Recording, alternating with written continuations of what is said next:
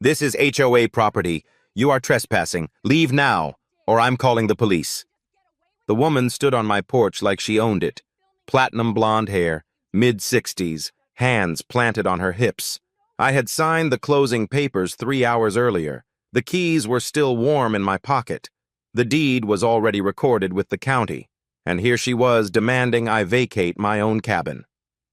Every story starts with someone crossing a line. Comment below and tell me where you're watching from.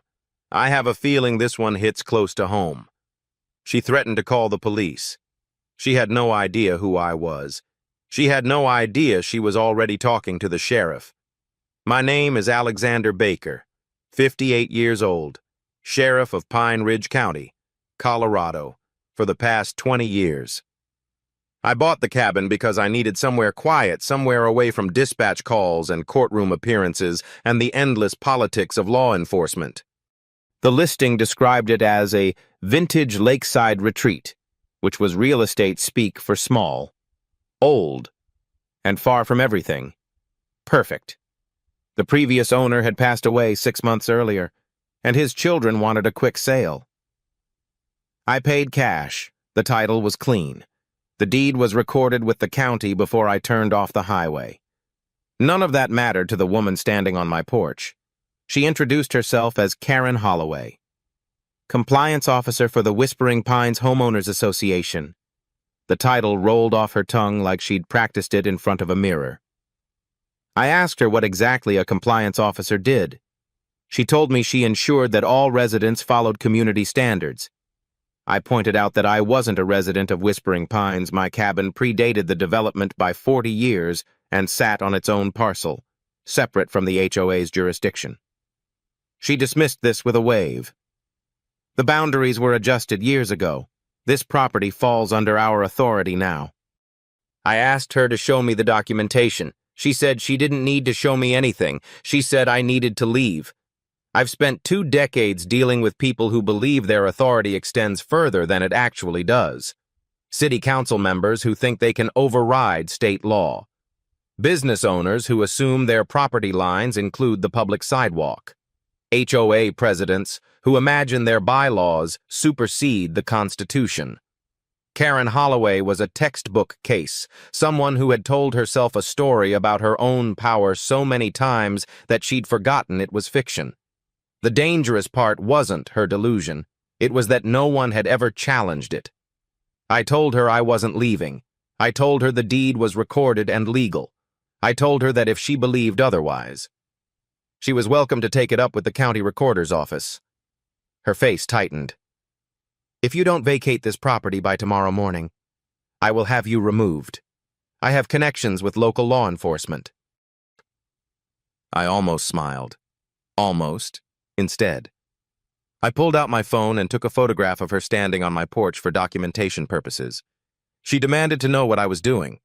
I told her I was keeping records. She called me paranoid. Then she left, heels clicking against the wooden steps like punctuation marks at the end of a threat. That evening, I called the county recorder's office and confirmed what I already knew. The cabin had never been part of the Whispering Pines HOA. The parcel was grandfathered as private property when the development was built in the 1980s. There was no boundary adjustment on file. Karen Holloway had either lied deliberately or convinced herself of something that had never been true. Either way, she had made a series of statements that could constitute harassment. Trespassing, she had entered my property without permission, and potentially fraud if she continued to claim ownership of land that wasn't hers. I opened a new notebook that night and wrote the first entry. Date, time, location, name, Karen Holloway. Self-described title, HOA Compliance Officer. Claims made cabin is HOA property. I am trespassing, and she will have me removed. Evidence photograph. Phone recording of the encounter, Colorado, is a one-party consent state.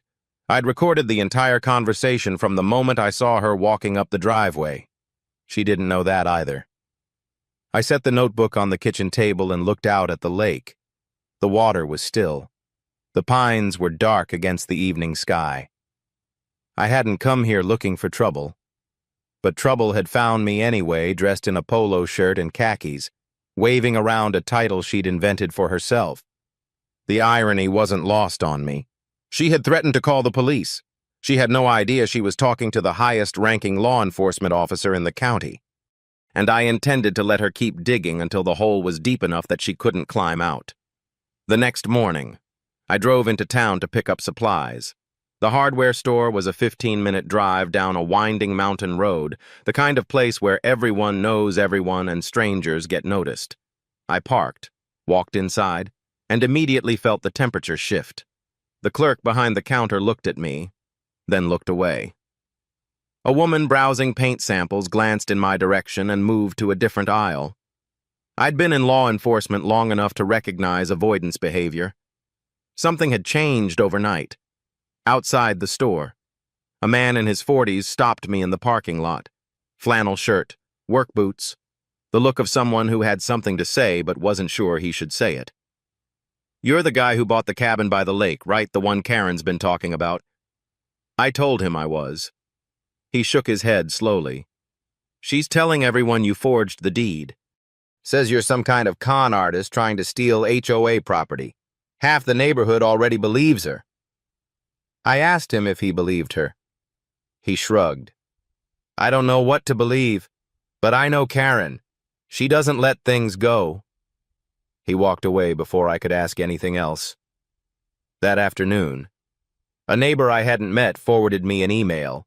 Her name was Helen Marsh, retired school teacher, mid-70s, lived in Whispering Pines for over a decade. The email had been sent to the entire HOA mailing list the previous evening. Subject line, "Urgent security alert, fraudulent property claim."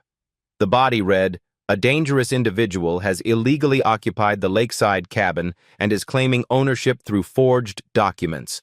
This is HOA property. Do not engage with this person.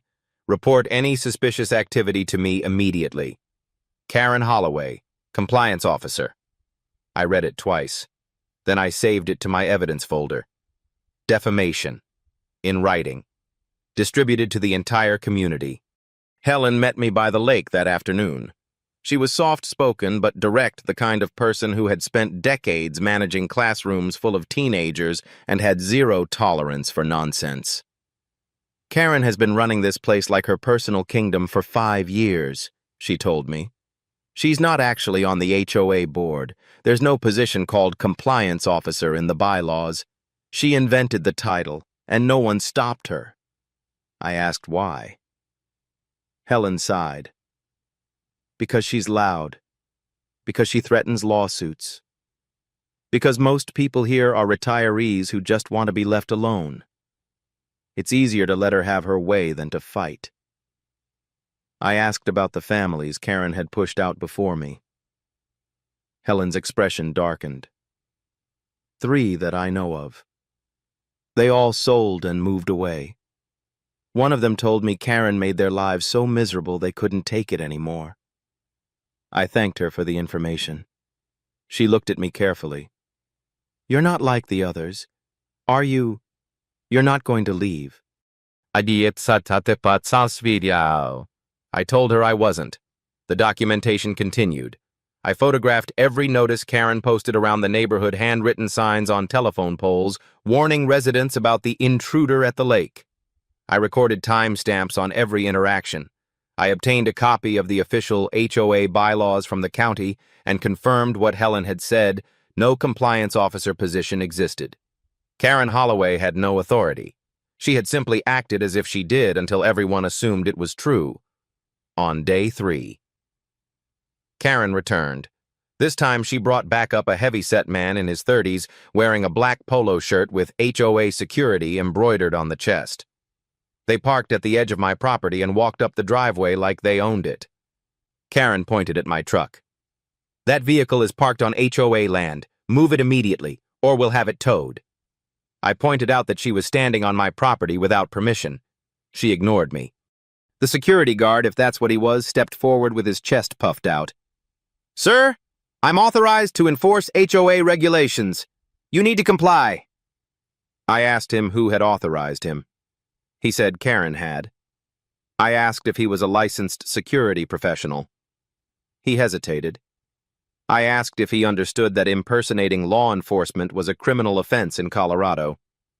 He stopped talking. I told them both to leave. Karen's face twisted with frustration. This isn't over. I have lawyers. I have connections. You have no idea who you're dealing with. I watched them retreat to their car, already composing the next entry in my notebook. Day 3.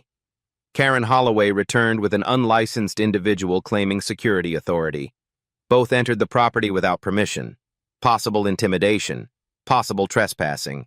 Evidence video recording from a trail camera installed on day 1. That evening, I sat on the porch and reviewed the footage. The camera had captured everything Karen directing her security guard to approach my cabin. Their conversation before they walked up the driveway. Their retreat afterward. She had no idea I'd been recording since the moment I arrived. She thought she was building pressure. She thought I was an ordinary retiree she could bully into submission. She didn't know that every word she spoke, every sign she posted, every email she sent was adding another page to a case file that would eventually be used against her. I looked out at the lake. The water reflected the last light of the day, orange and gold, dissolving into darkness. Karen Holloway believed she was in control. She believed her invented authority would hold. She had spent 5 years convincing herself that shouting louder meant being right. But authority isn't something you declare. It's something you're granted by law, by process, by the consent of the governed. She had none of those things. And soon, she would discover exactly what happens when someone with real authority decides to push back. On day 4. I woke early and drove toward town for coffee. I didn't get far. 50 yards from my driveway. A chain-link gate now stretched across the access road. Industrial padlock. Fresh concrete anchoring the posts. A sign zip-tied to the chain read, HOA property, no unauthorized access violators will be prosecuted. I stopped the truck and sat there for a full minute, just looking at it. Then I stepped out, photographed every angle, and checked the timestamp on my trail camera. The footage confirmed what I suspected. Karen Holloway and her so-called security guard had installed the gate at 5:17 that morning. They had brought a portable cement mixer. They had worked by flashlight, and they had done it on land that belonged to me. The access road was part of my deed, a recorded easement that had existed since 1947. The previous owner had used it for 7 decades without dispute. The county recorder's office had the documentation. Karen Holloway had just installed a permanent obstruction on property she had no legal claim to. In law enforcement terms, that's called criminal trespass with improvements. In practical terms, it meant she had handed me another piece of evidence. I did not cut the lock. That would have been property destruction, and I had no intention of giving her anything to use against me. Instead, I called the non-emergency line at the sheriff's office, my own office, though the clerk who answered didn't know it was me.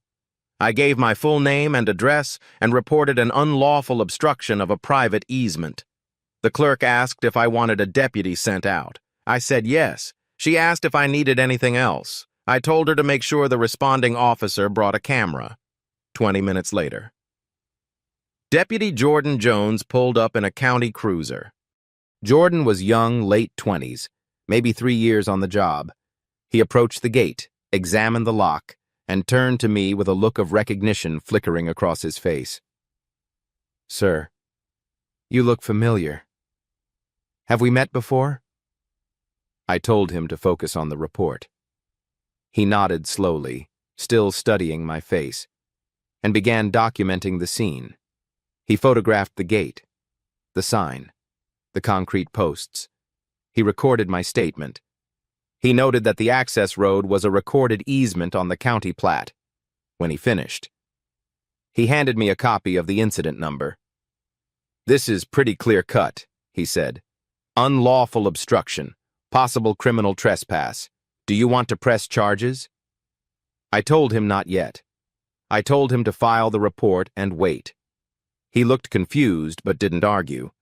Deputies learn quickly not to question people who speak with a certain kind of calm authority. He drove away. I walked back to my cabin through the woods, taking the long route around Karen's barricade. The 911 call came 4 hours later. I was sitting on the porch drinking coffee when my personal phone buzzed, not my work radio, my private cell. The dispatcher's voice was careful, almost apologetic. "Sheriff Baker, we have a situation. A woman named Karen Holloway just called 911 reporting an armed intruder at the lakeside cabin. She claims the subject is threatening her and refusing to leave." I looked down at my coffee. I was wearing a flannel shirt and jeans. No weapon, no threatening behavior. Just a man sitting on his own porch. "What exactly did she say?" The dispatcher hesitated. "She said there's a dangerous man with a gun who broke into HOA property. She's demanding an immediate response." I asked if she sounded credible. Another pause. "Sir, she sounded intense." I told the dispatcher to send Jordan back, and I told her to preserve the recording of Karen's call. It would be useful later. Jordan arrived 12 minutes later, this time with his hand resting casually on his holster. Standard procedure for a reported armed intruder. He relaxed the moment he saw me still sitting on the porch, still drinking coffee, still unarmed. "Sir, I'm going to need to verify there's no weapon on the premises." I invited him inside. He walked through the cabin, checked every room, and confirmed what should have been obvious. There was no gun, no threat, no crime in progress. I handed him the deed, the incident report from that morning, and a USB drive containing the footage of Karen installing the gate. "Filing a false police report is a Class 2 misdemeanor in Colorado," I said. "Up to 364 days in jail. Up to $1,000 in fines. Per count." Jordan stared at the USB drive in his hand. "Sir, are you saying—" I cut him off. "I'm saying you should file your report accurately, and I'm saying this isn't over yet." That evening, Karen escalated again. 2 additional men appeared near my property, different from the first guard, both wearing black tactical-style vests with security printed in white letters. They carried flashlights and radios, no badges, no weapons. But the uniforms were designed to look official, to project an authority they didn't possess. One of them approached my porch and informed me that I was under surveillance and should vacate the area for my own safety. I asked him who employed him. He said the Whispering Pines HOA. I asked if he had a security license registered with the state. He didn't answer. I asked if he understood that claiming the power to detain or remove someone without legal authority could constitute intimidation or impersonation of law enforcement. He took a step back. Then he returned to his partner, and they both retreated to the edge of the property line, watching me from a distance. I went inside and made a phone call. Not to my deputies, not to the county recorder, to the district attorney's office. I left a detailed message. "This is Sheriff Alexander Baker of Pine Ridge County. I need to report a series of potential criminal violations occurring within my jurisdiction, filing a false police report. Criminal trespass, harassment, and possible impersonation of law enforcement. I have comprehensive documentation, including video footage, audio recordings, and written evidence. I am requesting a formal review and potential prosecution." I hung up and looked out the window. Karen's security guards were still standing at the edge of my property, silhouetted against the fading light. They thought they were applying pressure. They thought they were closing in. They had no idea that every move they made was being recorded, cataloged, and prepared for presentation to a grand jury. Karen Holloway believed she was cornering me. She didn't understand that she was building her own cage one bar at a time, one violation at a time, one lie at a time. And I was going to let her finish the job before I locked the door. The HOA emergency meeting was scheduled for Saturday afternoon at the Whispering Pines Community Center. Helen called me that morning to let me know. "Karen's been telling everyone you're going to be evicted today. She says she has legal authority to remove you and that local law enforcement is backing her. I thanked Helen for the warning. Then I ironed my best shirt, gathered my folder of documentation, and drove to the community center. If Karen wanted a public confrontation, I intended to give her one. The room was larger than I expected, folding chairs arranged in rows, a podium at the front, approximately 40 residents filling the seats. Karen stood at the podium when I walked in, mid-sentence, gesturing emphatically. And this individual has been terrorizing our community for nearly a week. He has forged documents, threatened our security personnel, and refused all lawful requests to vacate HOA property today. We put an end to this. She noticed me at the back of the room. Her eyes widened, then narrowed. She pointed directly at me. That's him. That's the man I've been warning you about. Someone call the police immediately. The room turned to look at me. I could feel 40 pairs of eyes making their assessments the stranger, the accused, the alleged criminal. I walked forward slowly, not toward Karen, but toward the center aisle where everyone could see me clearly. I set my folder on an empty chair in the front row. My name is Alexander Baker, I said, loud enough for everyone to hear. I purchased the lakeside cabin 1 week ago. The transaction was legal. The deed is recorded with the county, and I have documentation proving that everything Ms. Holloway has told you is false. Karen's face flushed red. He's lying. He forged those documents. Security. Remove this man. Her 2 guards stepped forward from the side of the room, but they hesitated when they saw I wasn't moving, wasn't shouting, wasn't doing anything that could be construed as threatening. I opened my folder and held up the first document.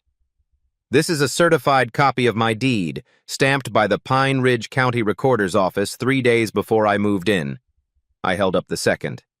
This is the official plat map showing that my cabin has never been part of the Whispering Pines HOA. The parcel was grandfathered when this development was built. I held up the third. This is the HOA's own bylaws, which I obtained from the county. There is no position called compliance officer. Ms. Holloway has been operating without any legal authority for the past 5 years. The room went quiet. A few residents exchanged glances. Someone in the back whispered something I couldn't hear. Karen gripped the podium with both hands, her knuckles white. He's manipulating you. Those are fake. I am calling the police right now and having him arrested for trespassing and fraud. She pulled out her phone, dialed 911 and held it to her ear. The room watched in silence. Yes. 911, I need officers immediately at the Whispering Pines Community Center. There's a dangerous man here who has been illegally occupying HOA property. His name is Alexander Baker. He's threatening residents, and I need him arrested right now. She hung up and smiled triumphantly. The police are on their way. You'll be in handcuffs within 10 minutes. I said nothing. I didn't need to. The irony of the moment was already unfolding. 8 minutes later, the door opened, and Deputy Jordan Jones walked in. He surveyed the room, spotted Karen at the podium, then saw me standing in the aisle. His posture shifted immediately. He straightened, nodded in my direction, and spoke with a formality I had heard 1,000 times from officers addressing their commanding officer. Sheriff Baker, I received a 911 call about a disturbance. Is there a problem here? The silence that followed was absolute. Karen's triumphant smile froze on her face. Her mouth opened, then closed. The words seemed to echo through the room. Sheriff Baker. I watched her process the information, the slow collapse of certainty, the realization that the man she had been threatening, harassing, and lying about for an entire week was not a vulnerable retiree she could bully into submission. He was the highest-ranking law enforcement officer in the county. Her voice came out thin, fractured. Sheriff, what do you mean? Sheriff, Jordan turned to face her. Ma'am, this is Sheriff Alexander Baker of Pine Ridge County. He's been serving in that position for 20 years. He paused. Is there something you'd like to report? Karen stood frozen. The room remained silent. I stepped forward and addressed the residents directly. In the past week, Ms. Holloway has entered my property without permission on multiple occasions. She has distributed written statements to this community, falsely claiming I forged legal documents. That's defamation. She has installed a gate blocking my recorded easement. That's criminal trespass. She has filed 2 false 911 reports claiming I was armed and dangerous. That's filing a false police report. A Class 2 misdemeanor, up to 364 days per count. And she has employed unlicensed individuals to intimidate me on my own land. Karen's voice cracked. I didn't know I was just trying to protect the community. I thought. Jordan stepped toward her. Ms. Holloway, you have the right to remain silent. You are being detained pending formal charges for filing false police reports. Additional charges may follow pending investigation by the district attorney's office. Karen tried to back away, but there was nowhere to go. You can't do this. I'm a compliance officer. I have authority here. Jordan shook his head. Ma'am, I checked the HOA bylaws. That position doesn't exist. He placed her in handcuffs. The room watched in stunned silence as he led her toward the door. Helen Marsh stood up from her seat and began clapping. Slowly. Others joined her. Not applause of celebration, something quieter. Something that felt more like relief. 5 years of arbitrary authority. 5 years of intimidation. 5 years of residents being afraid to speak up, all of it ending in a single moment of accountability. I gathered my folder and nodded to the room. There was nothing else to say. Karen Holloway had wanted to make an example of me. She had succeeded, just not in the way she intended. The legal system moved efficiently once the evidence was presented. Karen Holloway was charged with 2 counts of filing a false police report, criminal harassment, and criminal trespass. She accepted a plea deal, 18 months probation, $5,000 in fines, 200 hours of community service, and a 2-year restraining order prohibiting any contact with me or my property. The court also permanently barred her from holding any position within a homeowners association. Her 2 unlicensed security guards received formal warnings and were prohibited from conducting any security work without proper state certification. The gate came down 3 days after the hearing. County workers removed the concrete posts and hauled away the chain-link barrier. The access road was mine again, as it had always been. The Whispering Pines HOA held a special election the following month. Helen Marsh was voted in as the new president by a margin of 32-4. Her first act was eliminating the fictional compliance officer position from all community documents. 6 months later, I sat on my porch watching the sun set over the lake. Helen stopped by with a bottle of wine and a question that had clearly been on her mind. You could have ended it on day 1. You could have told her who you were. Why didn't you? I poured 2 glasses before answering. Because telling her wouldn't have changed anything. She needed to prove to herself, to the community, to a judge exactly who she was. I just gave her the opportunity. A car pulled up at the end of the access road. A young couple stepped out. Looking at the newly listed cabin next door, one of the properties Karen had bullied the previous owners into selling. The woman waved. I waved back. Some places are ruined by people who believe authority is something you claim. They heal when someone finally says no, not here, not anymore.